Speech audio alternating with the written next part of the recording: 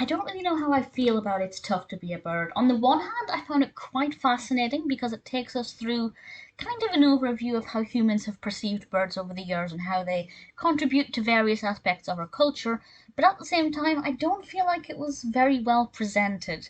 This is a Disney short released in 1969, directed by Kimball, narrated by Richard Bakalyan.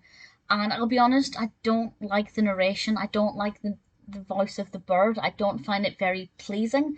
I find it quite gritty, and for me personally, not the voice that I want to be narrating to me for 20 minutes. So that's something that I found quite jarring straight away. Maybe that's not the case for everybody. I hope that isn't the case for everybody. But this little animated red bird, and I like the fact that we're being told this history from the perspective of a character, a cartoon bird. It makes it so much more interesting than if it had just been a random, faceless voiceover narration. It definitely gives it that little bit more of a characterful kind of narrative tale. And he does have some bias. It is very subjective a lot of the time with what he's saying about how humans are jealous of birds and the fact that, we're jealous of them being able to fly. I mean, he's not wrong. Most people, when they say if you had one wish, what would it be, or if you could have a superpower, a lot of people say invisibility, time travel, or the ability to fly. And I think most of us would love that. But we get to see kind of birds through the ages. It's a mix of cartoon animation and some live action thrown in there as well.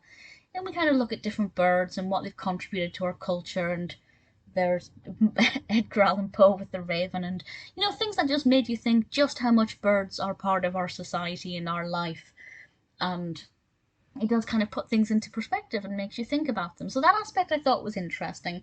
And I think the editing was quite good. Sometimes I felt like it was a little choppy and a little kind of hasty, but sometimes I felt like it was quite pleasing, and at certain points I thought the pacing was good. The transitions between clips was quite smooth. So it's sometimes it was good and sometimes it wasn't, and that's always really annoying because it kind of suggests that the whole thing had the potential of being really good and really effective, but there were just one too many weaker moments for me to say that this was a very good film.